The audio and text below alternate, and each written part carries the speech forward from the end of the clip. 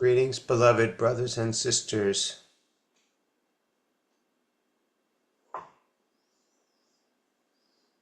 I wish to speak to you today about grief and loss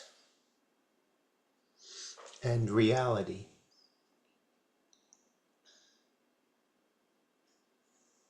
It is only natural that you will become attached to whatever you surround yourself with.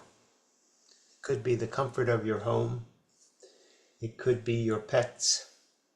It could be the people who are in your life. Regardless of your feelings about them from moment to moment, there is a kind of grounding that takes place by their familiarity. But life is not static, but ever-changing. It's an irony because it's always the same. But that sameness is what gives rise to change, or the appearance of change. So whatever you're attached to will not be permanent, not on this level. This dear one is sad because of a dear friend that passed a few days ago, precipitously. Someone who has been his friend for 40 years.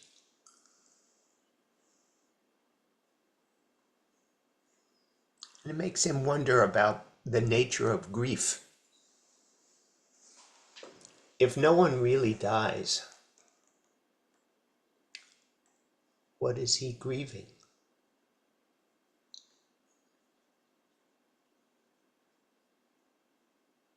Part of it has to do with time, and the grief is for the loss of future possibility on this plane.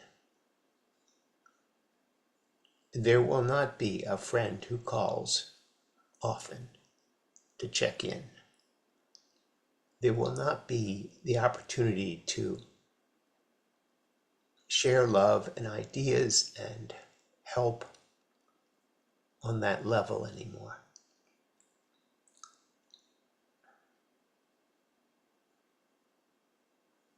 And yet,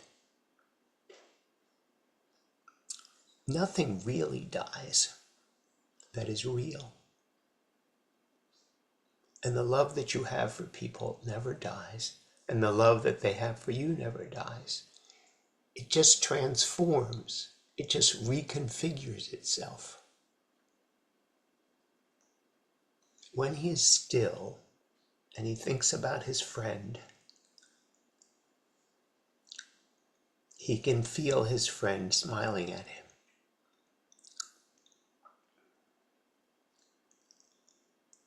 This particular friend would often give him coaching about calming down, watching the words that he used, being conscious of the impressions that he made by often speaking impulsively or speaking too fast, speaking without thinking. And this is one of the few people he would accept this advice from, considering he's been told to calm down his entire life. But now, when he thinks of his friend,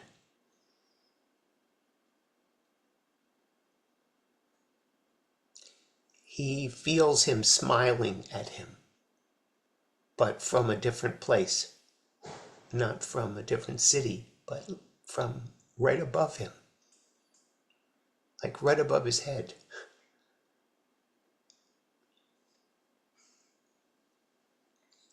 And he also feels that his friend, who was very ill, is very happy and very free and very powerful and restored to his true self from what became a shadow of his former self.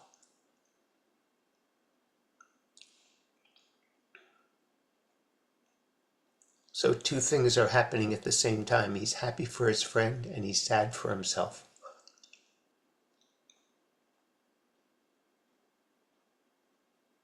He's happy to have the connection, and he's sad for what he used to have that's lost.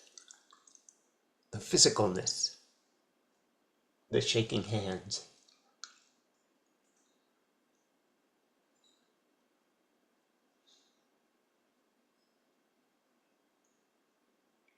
I want to suggest that you become accustomed to that what you're standing on is something that's real, so that as the form changes, as your form changes, as the earth changes, as people change around you, or appear to do so, you stay centered in the only thing that's real, which is love and unity and peace.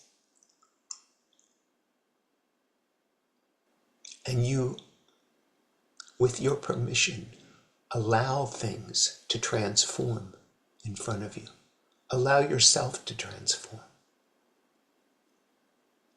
Release what no longer serves you and what no longer is in the present.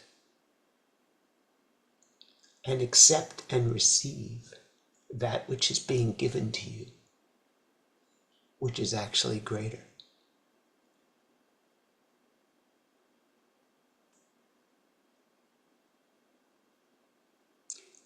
He thinks of a quote from Yoko Ono after her husband, John Lennon, was shot and killed.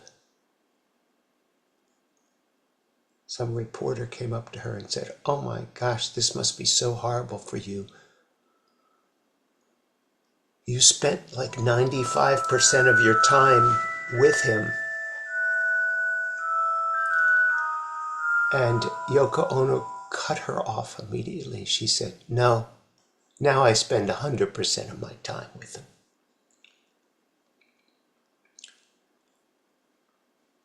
And that's what's available to all of us. 100% of your time can be spent in love and acceptance, allowing what isn't real to shift and change, and what is real to become more and more solid in you. Feel the feelings that you have. If you're sad, be sad. Don't talk yourself out of it.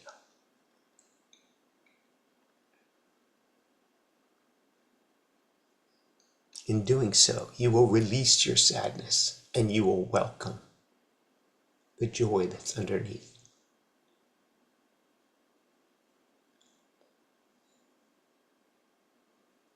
Use time for this purpose.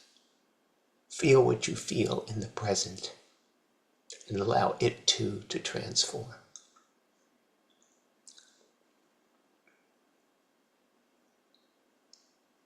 Love only grows stronger. I love you very much, and I'll speak with you again soon.